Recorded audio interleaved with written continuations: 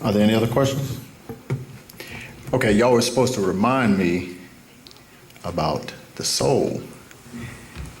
Not having soul as what we taught at one point, and how that has been updated, and how if you have been diligently walking with the Master through the years, how you would have learned a greater comprehension and understanding of it.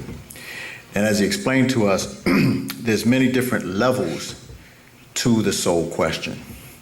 We never allowed him to finish his explanation on the subject without trying to attack what we thought we knew. Now, first let's start with the English language, and that's where we get our first confusion about soul. S-O-U-L. If you take the U out, you have the Latin sol, S-O-L, which represents the sun. Right? What does the sun give off? It gives off light. And what is light? Light is energy. Light is energy. Okay? So let's start with that. Now, in English, James Brown, a prominent musician back in the day, and because music has changed to such a degree that it's difficult for us to even use that explanation the way we did, let's say in the 70s and 80s. Because in the 1970s, that's where you had the Trans-Europe Express come through. No longer was recording artists going inside of a studio and creating an emotional vibration. They were using edits, bytes, sampling machines, digital, to try to duplicate that which was natural. And in the 70s, you had moving away from acoustic instruments until electric instruments, even though it was analog, but it was still electrical. So the true essence of the music, you could put a guitar, just set it down, and it's playing music. We just haven't learned to attune to that vibration so that we could really feel it. We're dealing with violence of striking. You're beating a drum. A piano is striking a string. A guitar, you have to strike it to create that vibration. And that's what we tune and adhere to. But it has changed now to the point where it appears that Caucasians are dancing. So we used to say, okay, all you have to do is put on a James Brown record, and you can see who has soul or not. But they've damaged our younger generation to the point where even Negaru, Nubians, cannot dance. You put on a James Brown record, and it doesn't even move them. So the soul would be our emotional expression as Negaru. Our ability athletically, our pinpoint accuracy that you see in athletics, our timing, our natural relationship to the nature, all of this relates to soul. Now let's go further. Dealing with the Negaru man, why it was said in the updates that in order for the female to get her soul, she needs a man. Because the man's soul it dwells above, and it links inside of his body. Now when we say above, if you read the actual fact, emotional energies, emotional energies, the emotions we give off from the energy. Dealing with what is soul again? Sol, sun give off light. What is light? Energy. But the emotional energies, man's dwells or is linked above from the ninth mood of vibration, the ninth plane, all the way down to the physical. That's why when a male ejaculates, the male is delivering the soul. That's why when they do a test tube baby, the test tube baby, a man has to ejaculate They can't extract it out of his testicles. A man would have to ejaculate because it would have to go through the whole process before to achieve that light, that spark. So the 7,777,777 sperm cells that are electrified have to be through that, receiving that spark through that ejaculation. So the man's dwells above.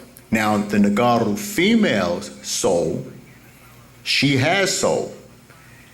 But before you start to attack and say, I thought you said she didn't have a soul, this is another level to the soul question. Now her soul will dwell around her, but it's linked to her left side. The Nagaru males, where does his dwell? Above. And linked from above to the inside of his body. That's the difference. Hers is around her here on the physical plane, but she doesn't have that link.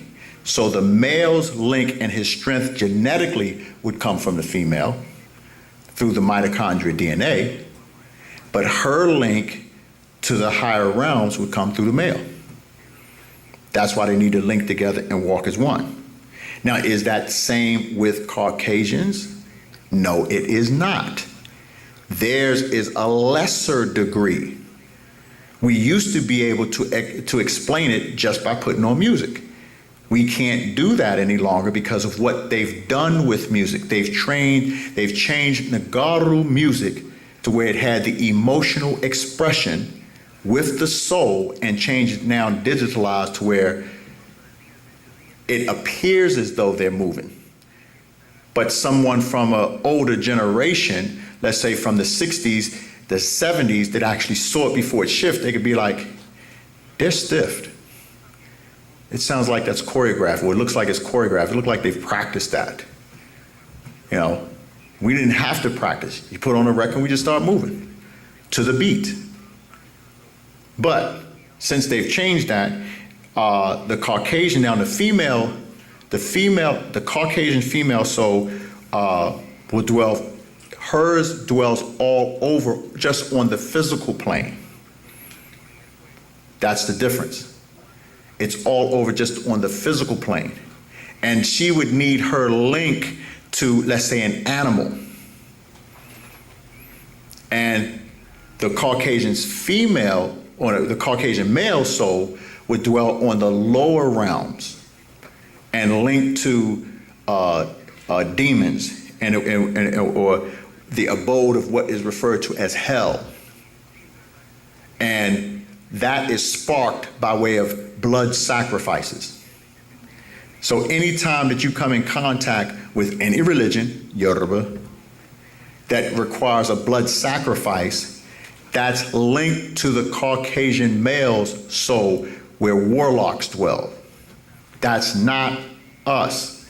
That's not what we did in ancient Tamare. That's not how we felt. So that outformation had to be updated, and there's still more outformation that has to be given to that.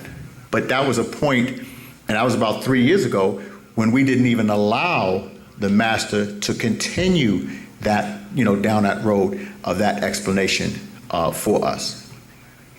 Now that we have Patrak and you have the all expanding, it goes to yet another level to be able to comprehend when you're dealing with all. To get back to the question about God, God is thought, or if most religious people, monotheistic religion, when they communicate with Nawapians and they ask the question about, okay, so who do you feel God is? Or who do y'all say is God? The concept of God is totally different. I'm God. They say, okay, well, you didn't create anything, and neither did your God. There's a difference between creation, existing, and things that was made. We got to understand that first.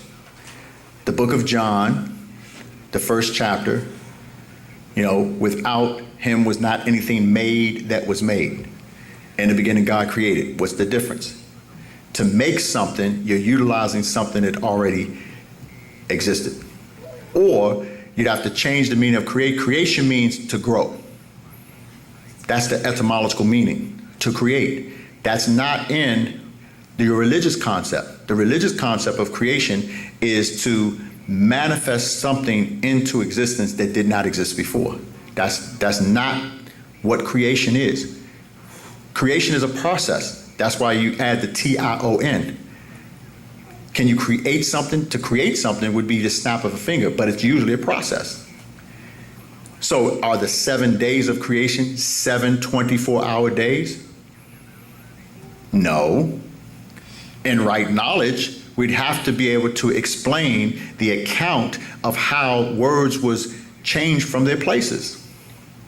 To understand it, if you go over into the book of Jeremiah, you will see where Genesis chapter 1, verse 1 and verse 2, you insert Jeremiah. Now there's a whole patrak, and the name of it escapes me right now, but it was read by the elder Tunde Re, as well as Tepi Amun, the elders. And it's not out in publication as of yet, but it explained about what was taking place and the war in heaven. And that war was over the gods, as we would have it, the extraterrestrials from one planet, poisoning the meat for the gods to eat, and it would kill them. And that broke out in a war. And you read about that, the fierce anger of the Lord in the book of Jeremiah.